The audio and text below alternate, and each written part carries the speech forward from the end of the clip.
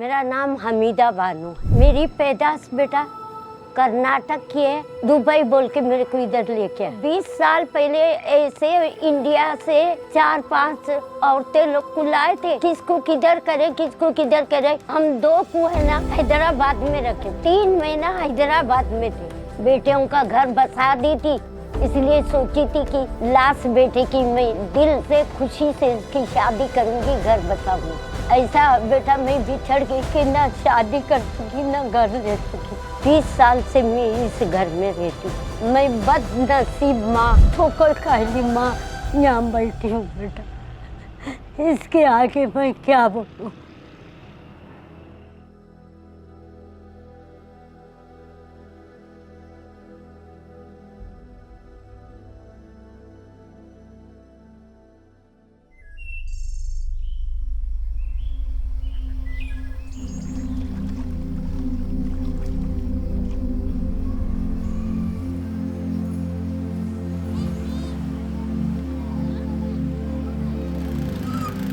कैमरे की तरफ देखो, इस तरफ।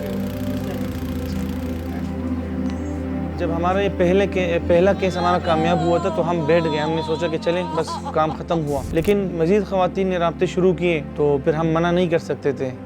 अगर एक काम हमारे लिए मुमकिन था, एक बेटी को 40 साल बाद अल्लाह ताला हमारे ज़रिए मिलवा रहे और हम उन्हें मना करें तो शायद फिर ये हमसे आखिरत में सवाल होता। तो अल्हम्दुलिल्लाह हमने किसी को मना नहीं किया। फिर एक और ख़ातून आई, हिंदुस्तान की है वो, तकरीबन आज से 20 साल कबल उनको दुबई का कहकर पाकिस्तान लाए थे।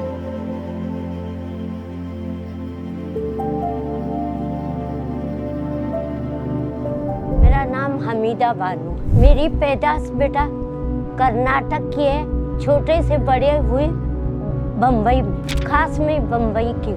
दुबई बोल के मेरे को इधर लेके आए। दुबई नहीं लेके गए, पाकिस्तान का। और 20 साल से मैं इस घर में रहती हूँ। 20 साल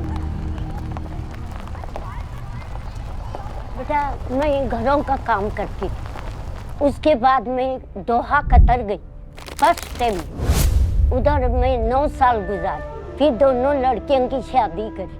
वहाँ भी मेरा अल्लाह के सिवा कोई नहीं था, मेरे बच्चे और मैं थी। मेरे लिए मेरे बच्चे थे, उनके लिए मैं, माँ भी मैं थी, बाप भी मैं थी। उनके वालिद गुजर चुके थे, इसलिए बेटा फिर दुबई गई। फिर वहाँ से भी लास्ट में मैं धोखा खाई कि मैं बोली कि छोटा बेटे की शादी करूँगी, घर लूँगी। मैं बिछड़ गई बेटा। बेटियों का घर बसा दी थी, इसलिए सोची थी कि लास्ट बेटे की मैं दिल से खुशी से इसकी शादी करूंगी, घर बसाऊंगी। ऐसा बेटा मैं बिछड़ गई कि ना शादी कर सकी ना घर ले सकी।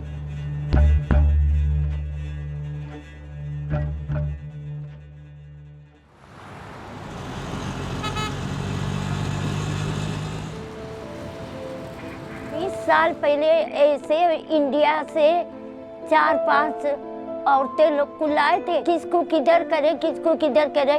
हम 2 को है ना हैदराबाद में रखे थे, 3 महीना हैदराबाद में थे। उसके बाद वो रोज हमको चीटिंग करता था कि बोले जॉब दिलाता है, और हमको शाम को रोटी लाता था। वही रोटी का टुकड़ा खा के हम गुजारा करते थे। 3 महीना ये भी नहीं पता था कि क्या क्या चीज है। 20 साल में समझो बहुत तकलीफ उठाना पड़ा।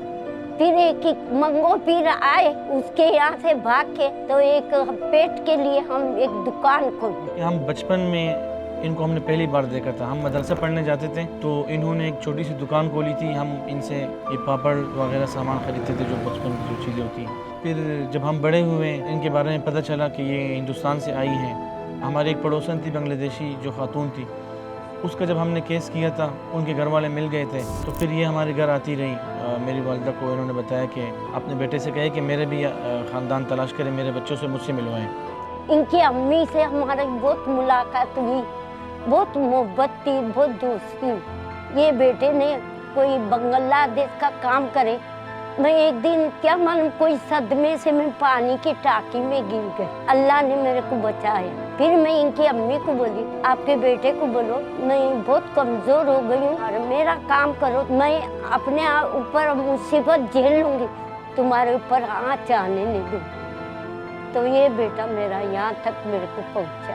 इनके घर वाले की इनकी जो भी अरमान है अल्लाह पाक पूरी करे।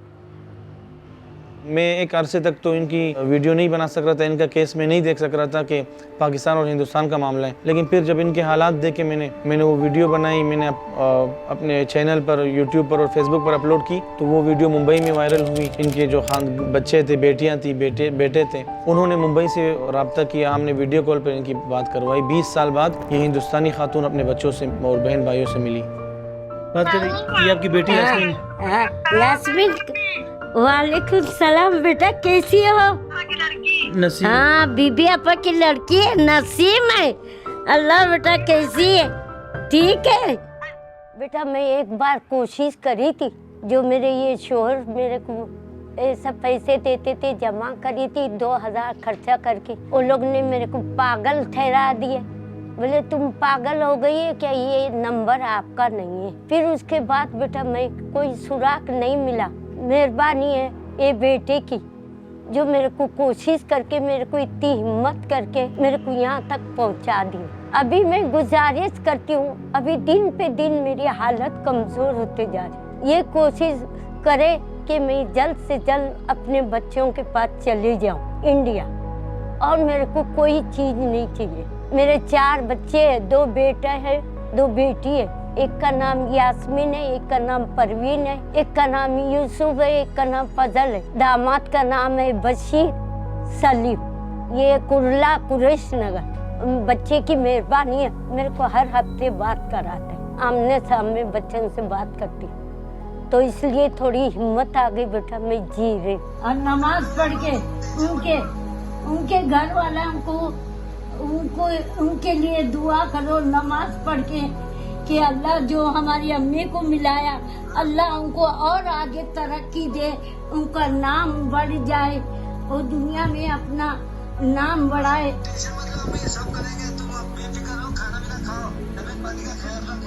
जी हाँ बेटा, यहाँ हमें मजबूरी से ना बेटा, पैसा भी नहीं था। यहाँ एक सिंधी आदमी से शादी करी, उनके 4 बेटे पहले से। हाँ पहले से। उनसे मेरे को औलाद नहीं हुई, वो बीमार रहते थे, मगर कुछ दिन उनसे मेरी जिंदगी अच्छी गुजारा।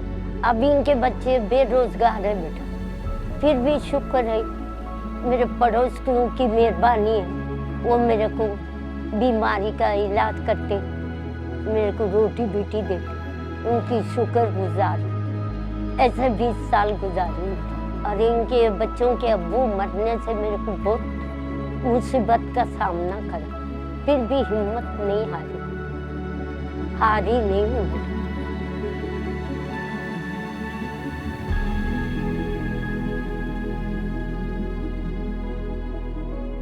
बेटा पाकिस्तान में मेरे को हुकूमत से कोई तकलीफ नहीं हुई, इसलिए 20 साल गुजारी बेटा। कोई मेरे को पूछ पाछ होती या मेरे को कोई पकड़ते, इसलिए डरती थी कि कोई मेरे को जासूस बोल के पकड़े नहीं, कैसे आए। कोई हमको एक दफा फंसाए भी थे, थाने तक लेके गए, मैं कागज फाड़ के भाग के आ गई, डर के मारे।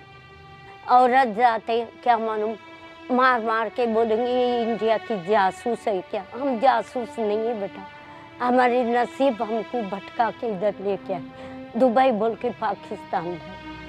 इसके बाद मैं यहाँ गुजारा करती। मैं बदनसीब माँ, ठोकर खाएगी माँ, यहाँ बैठी हूँ बेटा। इसके आगे मैं क्या बोलूँ। बहुत बेटा, ऐसे रात को सोती हूँ तो मुझे आवाज आती, मैं रात भर सो नहीं पाती। अल्लाह से ये दुआ करती जब तक मेरी सांस में दम, मैं अपने बच्चों में चली जाऊं, ताकि मैं वहाँ मर जाऊं तो कोई फर्क नहीं। ये मेरी अरमान है बेटा, बस अल्लाह पाक मेरे को थोड़ी अपनी जिंदगी दे दे, मेरे बच्चों के कदमों में जाके मेरा दम चले जाए, मेरी अरमान पूरी हो जाएगी। जी बेटा, अभी गए हफ्ते में बात करी, दोनों बेटी रोई, मैं भी रोई। बोले अम्मी आप कब आ रहे, हम इंतजार करते हैं। हर वक्त हमारा दिल लेना बाहर रहता है, हमारी अम्मी आ जा रही, हमारी अम्मी कल आ रही। ऐसा एहसास मैं भी करती हूँ, घर में बैठती हूँ कि आवाज़ मेरे कान में परेशान करती है।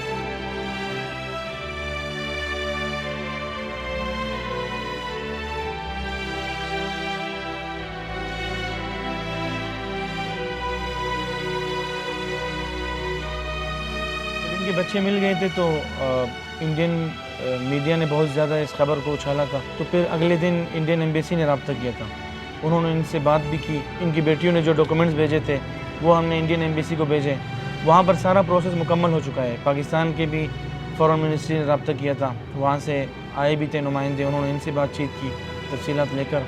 अभी इनका काम प्रोसेस में है, इंशाल्लाह अल्लाह से उम्मीद है कि ये जल्द अपने बच्चों से मिलेगी। यहाँ पता नहीं, यहाँ बोल के गए थे आपका काम जल्दी हो जाएगा। हाँ, इंडिया से तो मेरी बेटी बताई पूरे कागजात हुए।